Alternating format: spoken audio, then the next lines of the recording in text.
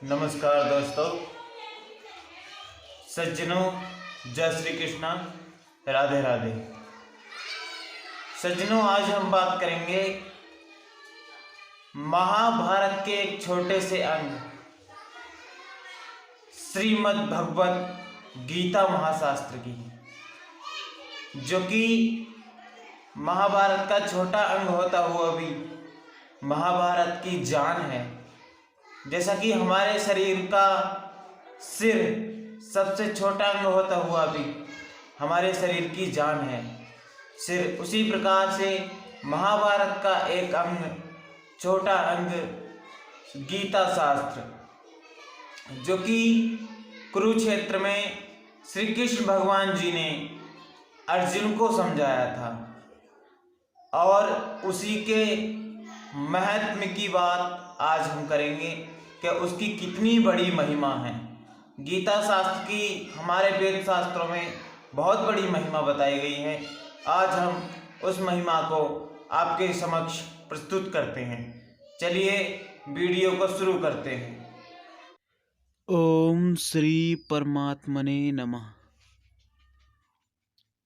भक्तगणों, वास्तव में श्रीमद् भगवत गीता महात्म्य वाणी द्वारा वर्णन करने के लिए किसी की भी सामर्थ्य नहीं है, क्योंकि यह एक परम रहस्यमय ग्रंथ है। इसमें संपूर्ण वेदों का सार संग्रह किया गया है। इसकी संस्कृत इतनी सुंदर और सरल है कि थोड़ा अभ्यास करने से मनुष्य उसको सहज ही समझ सकता है, परंतु इसका आशय इतना गंभीर है कि आजीवन निरंतर अभ्यास करते रहने पर भी उसका अंत नहीं आता।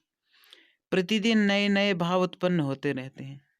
इससे यह सदैव नवीन बना रहता है एवं एकाग्रचित्त होकर श्रद्धा भक्ति सहित विचार करने से इसके पद पद में परम रहस्य भरा हुआ प्रत्यक्ष प्रतीत होता है।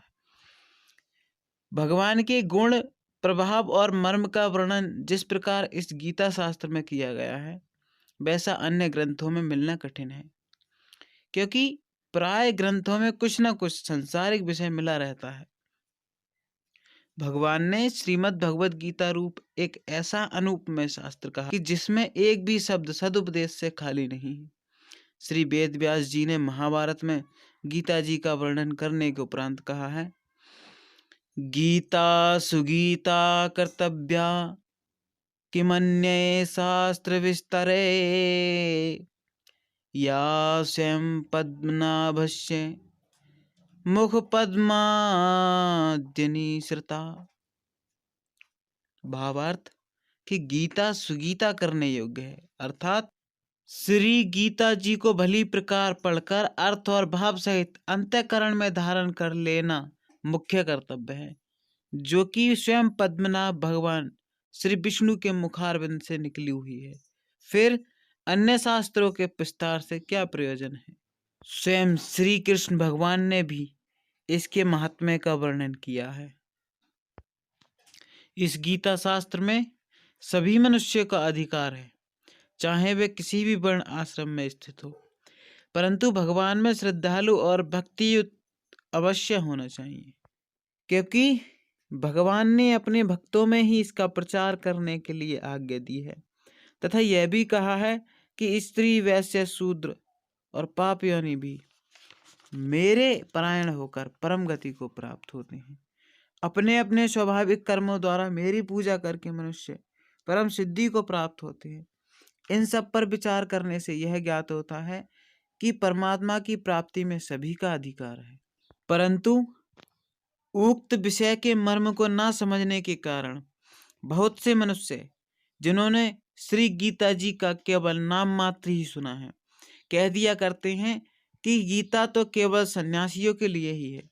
वे अपने बालकों को भी इस भय से श्री गीता जी का अभ्यास नहीं कराते कि गीता जी के ज्ञान से कदाचित लड़का घर छोड़कर सन्यासी न हो जाए, किंतु उनको विचार करना चाहिए कि मोह के कारण छात्र धर्म से विमुख होकर भिक्षा के अन्न से निर्वाह करने के लिए तैयार होकर अर्जुन ने जिस परम रहस्य में गीता के उपदेश से आजीवन गृहस्थ में रहकर अपने कर्तव्य का पालन किया, वही गीता शास्त्र का उल्टा फल कैसे हो सकता है?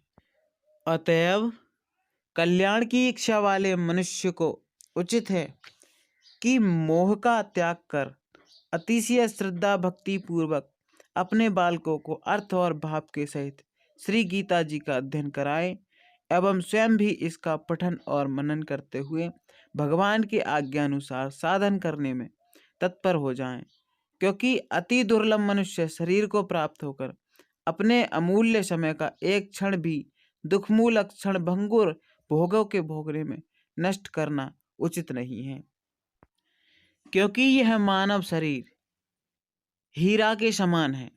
ये हमें परमात्मा ने परम पद प्राप्त करने के लिए दिया है, सांसारिक काम्य कर्मों में व्यर्थ गंवाने के लिए नहीं। इससे इस शरीर से जितना भगवान का भजन हो जाए, मनुष्य को चाहिए कि ज़्यादा से ज़्यादा उतना ही भगवान की भक्ति में लगावे और संसार के सभी कर्म बंधनों से मुक्त करने वाले इस गीता शास्त्र का अध्ययन करना चाहिए।